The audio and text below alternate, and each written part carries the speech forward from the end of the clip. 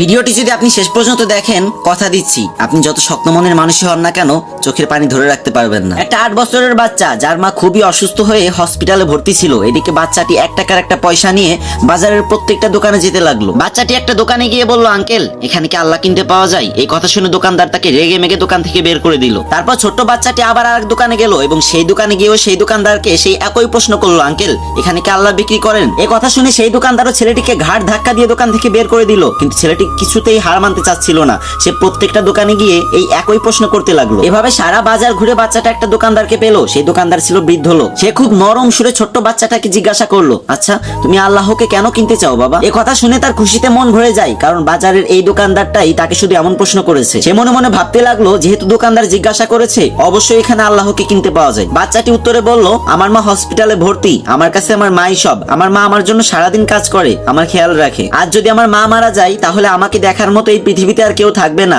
Doctor বলেছে একমাত্র আল্লাহ তাআলাই তোর মাকে বাঁচাতে পারে, তোর মার শ্বাস ফেরাতে পারে। আপনার এখানে তো নিশ্চয়ই আল্লাহকে কিনতে পাওয়া যায়, তাই না? যাকে দিয়ে আমি আমার মাকে বাঁচাবো। তখন দোকানদার বলল, হ্যাঁ অবশ্যই এখানে আল্লাহ পাওয়া যায়, কিন্তু তোমার কাছে কত টাকা আছে? তুমি আল্লাহকে কিনতে পারবে? তখন বাচ্চাটি খুশি হয়ে বলল, এই তো আমার কাছে 1 টাকা আছে। তখন দোকানদার বাচ্চাটির হাত থেকে 1 টাকার পয়সাটা নিয়ে বলল, আরে আমার এখানে তো 1 টাকা দিয়েই আল্লাহকে পাওয়া যায়। দোকানদার ছেলেটিকে 1 বোতল পানি দিয়ে বলল, এটা আল্লাহর দেয়া পবিত্র পানি, এটা তুমি তোমার মাকে খাওয়াবে, দেখবে তোমার মা একদম সুস্থ হয়ে যাবে। কিন্তু এতটুকু পানিতে যদি না হয় তাহলে আমি পরবর্তীতে এর থেকে অনেক বেশি পানি পাঠিয়ে দেব। আচ্ছা তুমি কি আমাকে হসপিটালের ঠিকানাটা বলতে পারবে? বাচ্চাটা খুব খুশি হয়ে হসপিটালের নাম আর ঠিকানাটা দোকানদারকে দিয়ে দিল। পরদিন বাচ্চাটির মাকে আইসিইউতে ভর্তি করা হলো। 7 দিন পরে বাচ্চাটির মা একদম সুস্থ হয়ে গেল। কিন্তু হসপিটালের বিল দেখে তার চোখে পানি চলে আসলো, কারণ এত টাকা দেওয়ার মতো সামর্থ্য সেই গরিব মায়ের ছিল না। তখন একটা স্টাফ এসে তাকে বলল, আপনি চিন্তা করবেন না, আপনার বিল তো একজন বয়স্ক লোক দিয়ে গেছে, সাথে একটা চিঠিও দিয়ে গেছে। চিঠিতে লেখা ছিল, আমাকে খুঁজে ধন্যবাদ দেওয়ার কোনো প্রয়োজন নেই, যদি ধন্যবাদ দিতেই হয় তাহলে আপনার ওই অবুঝ বাচ্চাটাকে দেন, যে কিনা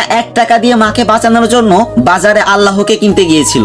কি বলছিলাম না চোখের পানি ধরে রাখতে পারবেন না? আজকে আমার কমেন্ট বক্সে তারাই লাভ ইউ মা লিখবেন যারা মাকে অনেক ভালোবাসেন, যদি হাতে 5 সেকেন্ড সময় থাকে, না হলে লেখার দরকার নেই।